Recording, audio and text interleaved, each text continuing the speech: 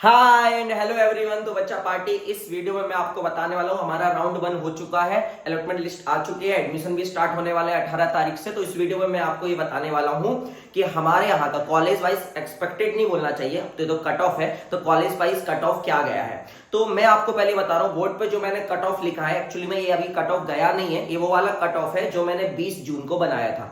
20 जून मतलब रिजल्ट आने के बाद मेरे पास कोई डेटा नहीं था छत्तीसगढ़ का क्या रहा, छत्तीसगढ़ ने कैसे परफॉर्म किया, कुछ नहीं था मेरे पास। मैंने दो ही college wise expected cut off के वीडियो बनाए थे, एक 20 जून को बनाया था और एक अभी बनाया था जब हमारे पास मेरिट लिस्ट थी।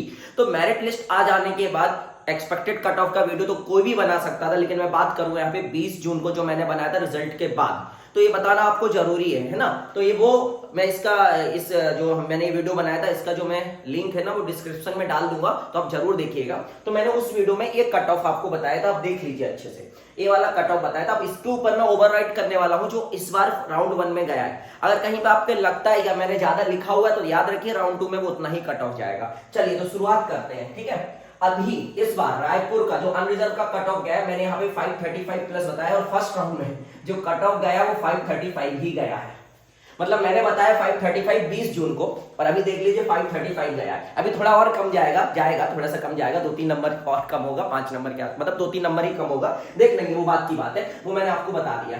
अगर ओबीसी की बात करें तो ये मैंने बताया था 525 और ये गया है 523। मैंने बताया था 525 गया है 523। अगर हम ईडब्ल्यूएस की बात करें तो मैंने 495 प्लस बताया था और ये गया है 489।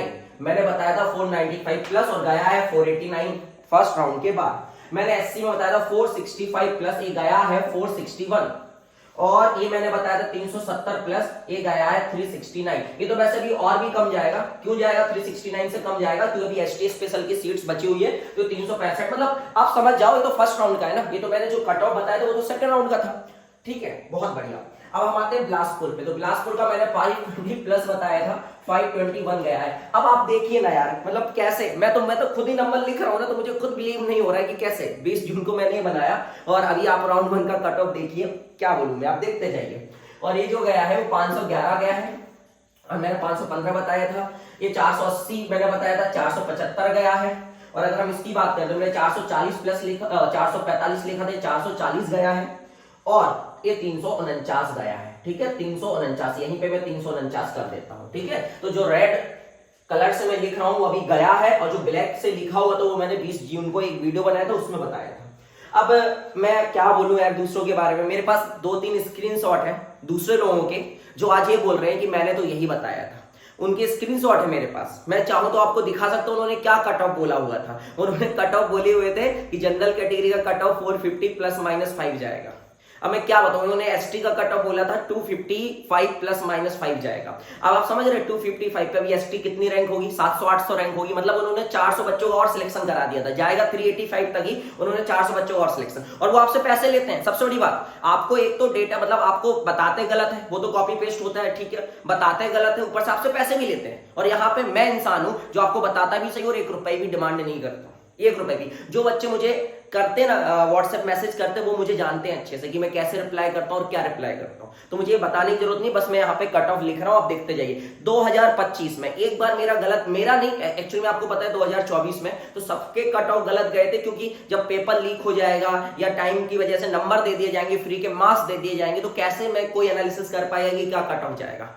बाकी तो अब आप समझदार हैं। कुछ लोग बोलते हैं, काउंसलर लोग सर के तुक्के सही हो जाते हैं, कुछ लोग बोलते हैं वो अपने आप को भगवान बोलते हैं। भाई भगवान मैं नहीं हूं, मैं इंसान ही हूं। और आप समझिए इस चीज को कि आप इंसान बनिए, आप जो पैसा ले रहे हैं ना 20-25-30 हजार रुपए एक स्टूडेंट से, टीचर होते हो, इसका पाप लगेगा आपको।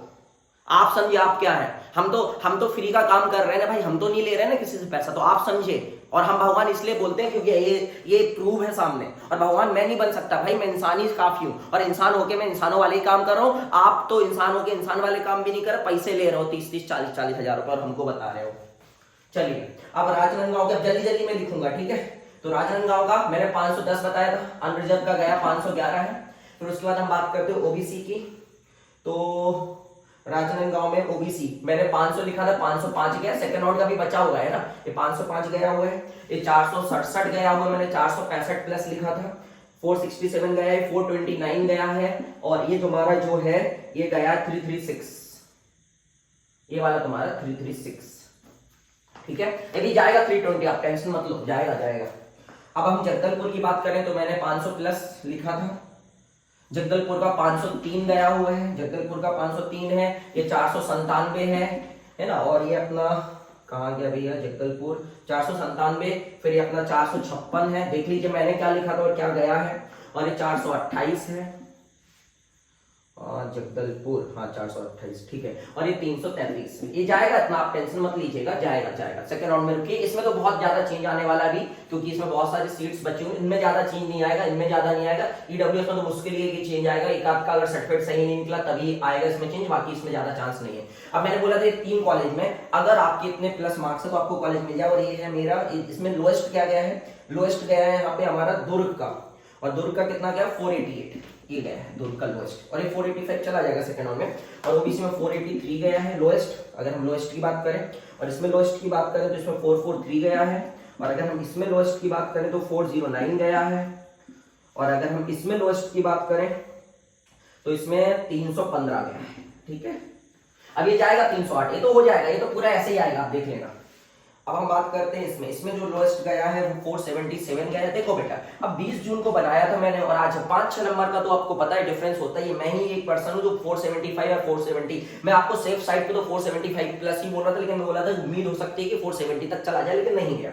अगर इसका मैंने आपको इसमें जो लोएस्ट मार्क्स अगर 474 गया है, और इसमें जो लोएस्ट मार्क्स गए हैं वो 431 गया है, ये देख लीजिए 435 बोला था, 431 गया है। और इसमें जो लोएस्ट मार्क्स गए हैं वो अभी 397 गए हैं, लेकिन इसमें 6-7 बच्चे और आएंगे अभी, तो 393 तक 394 तक चला जाएगा।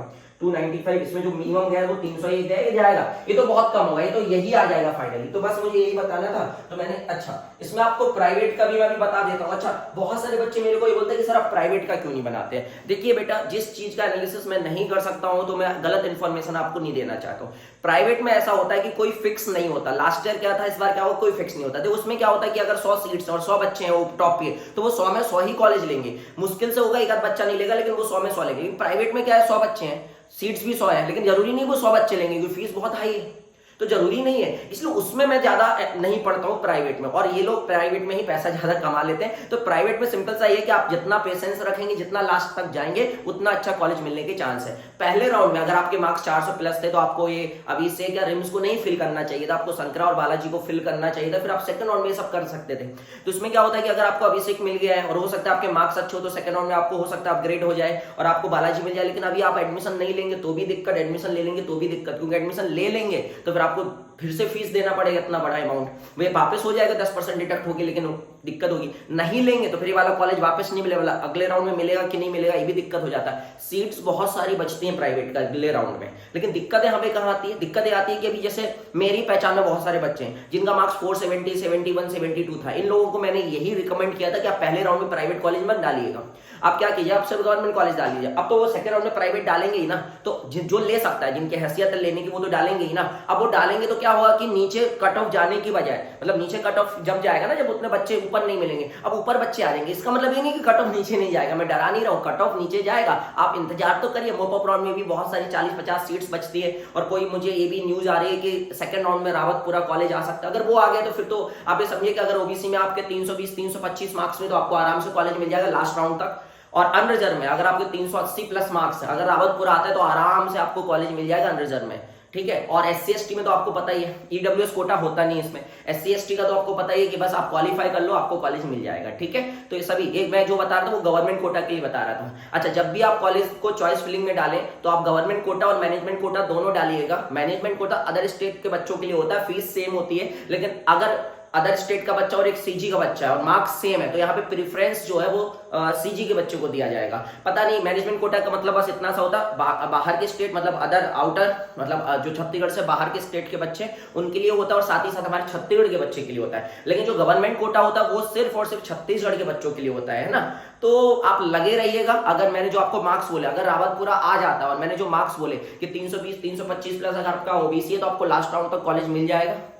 आपको किसी काउंसलर के चक्कर में पड़ने की जरूरत नहीं है। और अगर आपका अनरिजर्व में 380 प्लस मार्क्स है तो भी आपको मिल जाएगा। और SC ST में तो आप बस क्वालिफाई कर लीजिए। EWS तो अनरिजर्व से ही जाते हैं, तो उसमें उनका वही है कि अनरिजर्व का कितना बोला मैंने 380, तो EWS में भी 380 तक ही जाएगा। अच्छा, इसमें एक और चीज सुनने में आ रही है कि अभी आप जब एडमिशन लेने जा रहे हो तो ये लोग ये बोल रहे हैं कि 13,77,000 अभी फीस है, लेकिन नीचे एक पॉइंट लिख रहे हैं कि अगर फीस बढ़ जाती है, हमने अपील किया हुआ है, अगर फीस बढ़ जाती है तो 16.5 लाख होने के बालाजी की फीस हो सकती है, शंकराचार्य की हो सकती है, तो वो आपको जो डिफरेंस है अमाउंट का वो पे करना पड़ेगा। मान चलिए फीस सेकंड ईयर में बढ़ती है तो आपको फर्स्ट ईयर के भी 3 लाख रुपए देने पड़ेंगे, सेकंड ईयर के भी 3 लाख रुपए, मतलब 6 लाख रुपए देने पड़ेंगे, और अगले 2 साल में भी आपको ये अमाउंट देना पड़ेगा।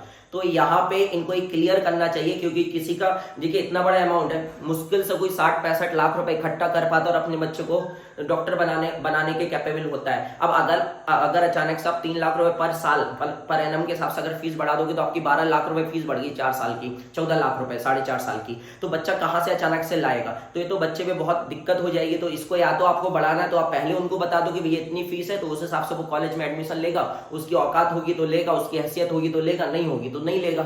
लेकिन अगर आप ये 6 महीने पढ़ने के बाद बताओगे भैया आपकी फीस तो 16.5 लाख हो गई है, तो बड़ा दिक्कत है। फिर आप जैसे देखिए लिखा तो यही होता है, मतलब रूल्स तो यही है कि आपको ट्रांसपोर्टेशन और हॉस्टल ही कंपलसरी नहीं है, लेकिन प्राइवेट कॉलेज अपनी मनमानी करते हैं। वो आपको बोलेंगे हॉस्टल भी कंपलसरी है, वो आपको बोलेंगे ट्रांसपोर्टेशन भी कंपलसरी है, सब कुछ कंपलसरी है।